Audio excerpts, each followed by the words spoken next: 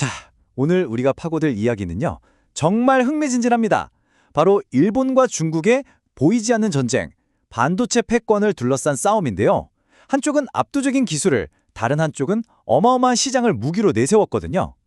과연 이 두 거인의 힘겨루기 어떻게 흘러갈지 지금부터 한번 같이 따라가 보시죠. 이 상황을 딱 한마디로 표현하면요. 바로 치킨 게임이에요. 서로를 향해 전속력으로 돌진하는 두 자동차 같다 할까요? 한쪽은 누구도 따라올 수 없는 기술이라는 엔진을 달았고 다른 한쪽은 절대 포기 못하는 거대 시장이라는 방탄차체를 둘렀죠. 과연 누가 먼저 핸들을 꺾을까요? 아니면 이대로 그냥 둘 다 박살나고 마는 걸까요? 자, 그럼 이 엄청난 기술 전쟁 도대체 어디서부터 시작된 걸까요? 양쪽이 꺼내든 무기는 또 무엇이었는지 그 치열한 대치의 시작점으로 한번 들어가 보겠습니다. 갈등의 핵심? 이거 아주 명확합니다. 일본의 무기요? 수십 년 동안 차곡차곡 쌓아올린 반도체 핵심 장비랑 소재 기술력, 바로 이거죠. 근데 중국은요? 일본 기업들의 목숨줄이 달린 그 어마어마한 내수 시장을 방패로 삼고 있는 겁니다. 진짜 말 그대로 날카로운 기술의 창이란 거대한 시장의 방패가 꽝 하고 부딪히는 그런 모습이죠. 자, 그럼 양쪽이 실제로 꺼내든 카드가 뭔지 한번 볼까요? 일본은 먼저 움직였어요. 반도체 회로 그릴 때 꼭 필요한 거 아시죠? 감광액, 그러니까 포토레지스트나 최첨단 노광 장비 같은 핵심 품목의 수출을 딱 막아버린 거예요. 말 그대로 기술의 목줄을 꽉 쥐기 시작한 거죠. 중국도 가만히 있진 않았습니다. 바로 일본 관광 가지 말자, 일본 제품 사지 말자 이런 식으로 비공식적인 경제보복 카드를 꺼내들면서 본격적인 싸움이 시작된 겁니다. 창이랑 방패가 부딪히면 당연히 둘 다 상처를 입겠죠. 그럼 이 싸움에서 과연 누가 더 아플까요? 누가 더 큰 피해를 보고 있을지 지금부터 양국의 손익계산서를 한번 냉정하게 쫙 펼쳐보겠습니다. 이게 재밌는 게요. 두 나라가 입는 피해의 종류가 근본적으로 달라요. 일본이 입는 피해는 뭐랄까 단기적인 경제적 타격에 가깝습니다. 당장 기업 매출이 뚝 떨어지고 관광객이 줄어드니까 바로 느껴지는 직접적인 고통이죠. 그런데 중국이 받는 피해는요. 와, 이건 훨씬 더 치명적입니다.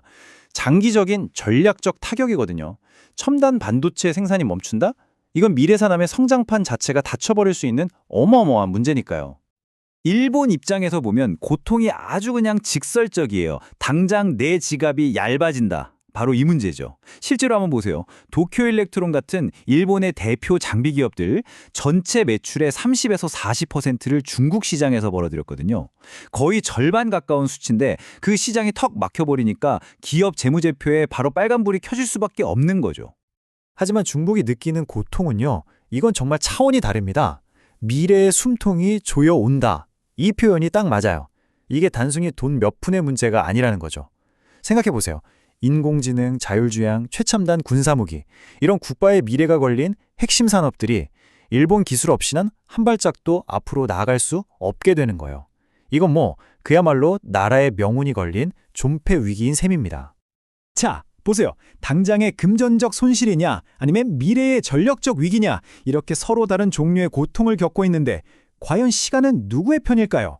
길게 봤을 때 누가 더 유리한 고지를 차지하고 있는지 한번 따져봐야겠죠? 결국 질문은 딱 하나로 모아집니다. 과연 누가 먼저 백기를 들까요? 누가 먼저 아이고 나 죽겠다 하면서 화해의 손을 내밀게 될까요? 여러분 생각은 어떠세요?